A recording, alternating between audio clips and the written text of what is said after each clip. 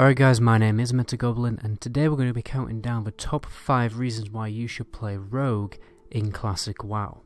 Just before we jump into the video guys, please do give me a quick follow on Twitch if you want to catch any of my live streams, and if you end up liking the video, please consider giving the video a like, subscribing to the channel and hitting that notification button, because that really does help out the channel quite a lot. So let's talk about why I should play Rogue.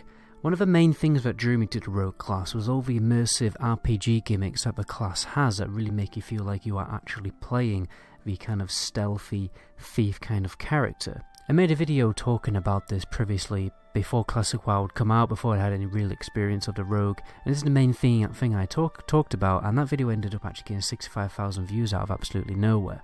But now that I've played Rogue for extensive period of time, I have a little bit of experience of it, I have obviously a lot more to talk about. But the main thing is all of these RPG gimmicks. For instance, the lockpicking ability is a big one. So out in the world there's a lot of gates and dungeon entrances, locked chests and lock boxes, and if you go out into the world and level up, basically going out into the world and leveling your lockpicking is like a little adventure in itself. It's like leveling up your own little profession. And you go around into the open world, you find these lock boxes and you open them and you eventually grind that skill up, and then eventually if you get it high enough you can unlock dungeons like Scholarmance, and it's a really satisfying feeling when people are asking, oh, do we have the key for this dungeon? And you're like, I'm a rogue, chill out. You also have poison making, which is an individual profession in itself, and it requires a lot of really cool quests to level up as well. The poison making quest is a really cool, fun quest which really plays on other classes' abilities and the class skills. If you actually read the quest information properly, you will know that certain objectives in the quest are totally tailored to certain abilities in the rogue's arsenal, and just generally it feels like you're playing like those old Harry Potter games, or you're playing like the Thieves Guild quest line in Skyrim. You actually do genuinely have to stealth around this tower, and there's loads of guards running around with torches which can very easily detect you, but they're very easy to kill, so it's very a very dangerous kind of situation to be in. You basically have to be really lightning quick to get up behind the target, put an ambush on him, and he should die pretty much instantly. So yeah, there's generally really fun, unique gameplay elements that I've not experienced in World of Warcraft at all when you played a rogue class. Another big one is just the ability to pickpocket. You can go around pickpocketing humanoids and just stealing their loot without actually having to actually engage in combat with them, which is a great way to generate money. That's not the only reason why it's interesting. It's just generally interesting because it's one of those really cool things that you see in a lot of RPG games, and it's nice that it's also implemented into Classic WoW. But anyway, I'm going to move on to my second point, which is simply the stealth ability. The stealth ability is probably one of the strongest and most overpowered and best convenience abilities literally in the game. You will find it extremely satisfying just being able to stealth around dungeons and get all the way to the end of a dungeon without ever actually having to engage in combat. And there's a number of such cool situations that you can get yourself into where you're soloing certain bosses, and you're only able to really do that because you can stealth your way through the dungeon, particularly in Blackrock Depths and stuff like that. When you're in the open world doing questing, you can totally skip content, right, and complete quests ridiculously fast simply by the fact you're able to walk through a cave in stealth, not pull any mobs, not engaging in combat, maybe jump out of combat at the end of a cave to quickly kill a mob, and then quickly loot a quest item, and then Bob's your uncle, you can stealth all the way out. So you're basically almost like a ridiculously overpowered and just a ridiculously overpowered ninja, basically. You can get in and out of situations whenever he wants to. I mean, you can totally reset combat with the Vanish ability, which is really overpowered. If you're in a really tight spot, you can just press that Vanish button, go back into stealth, and you're totally safe. You are just generally really safe and really powerful with the stealth ability because, you can pick your own fights, you have the time to kind of strategically set up what your plan is going to be in a certain fight, because you're not going to pull aggro straight away. You can go in, have a little bit of a look of your surroundings, at the enemies that you're about to deal with, and then just make a more strategic plan. It also generally in the open world, when you're in PvP situations, you can avoid PvP situations and pick the fights that you want to pick, because stealth gives you the ability to just kind of scout around, check what's going on before you actually pick your fight. And there's certain fights you probably don't want to get into, and you basically avoid getting ganked a lot. You won't get ganked, I would say, like 50% less as a rogue. You still will get ganked, but you are obviously a lot safer.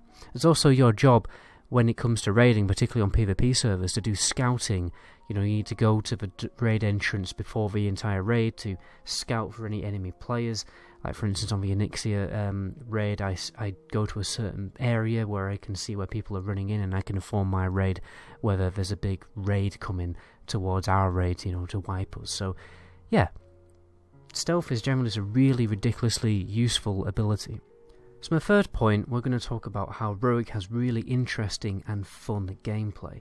So the Rogue has a number of really cool, fun and powerful maneuverability abilities, convenience abilities, strong crowd control abilities. They almost have a little bit of everything. Okay, just generally as a rogue you feel less pinned down. I feel like when I'm playing classes like the warrior, you feel a bit more pinned down because you have less CC and less maneuverability.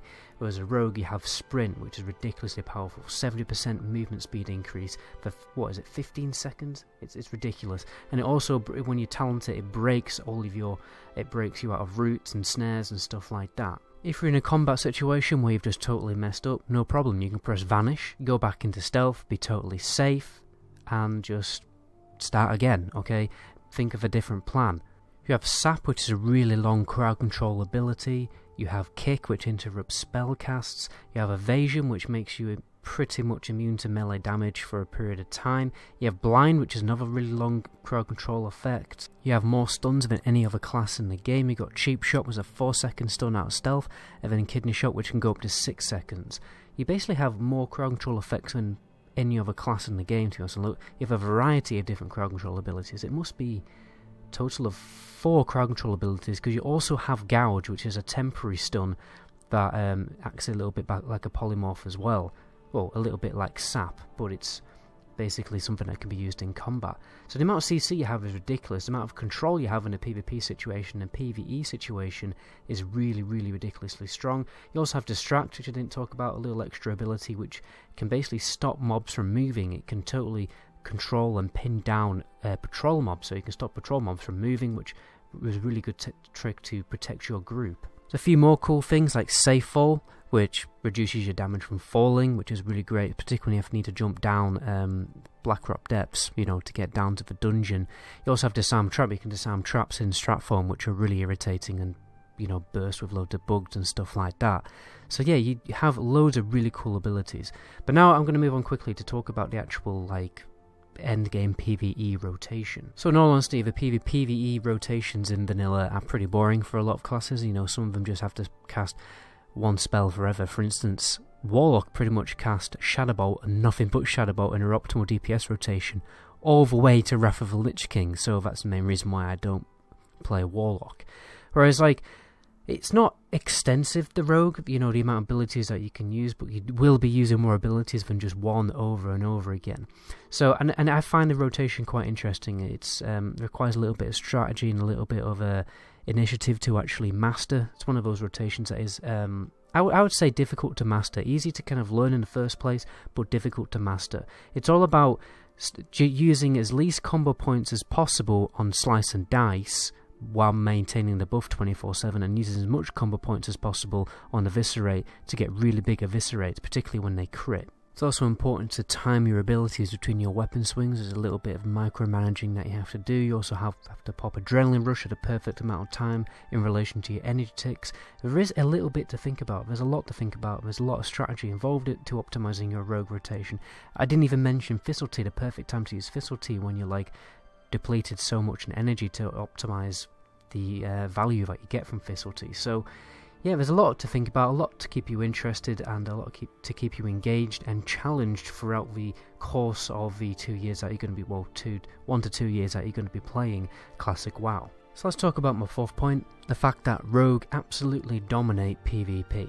First reason for this, like we mentioned before, is the stealth ability gives you the ability to pick the fights that you want to pick, so you can pick the fights that you're going to win, basically.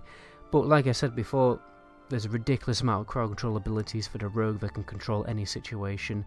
They can counter pretty much every single class. Mages are a little bit more difficult because they can blink his stuns, but there's always a little strategy. There'll always be a workaround for every single class in the game. Hunters are also difficult.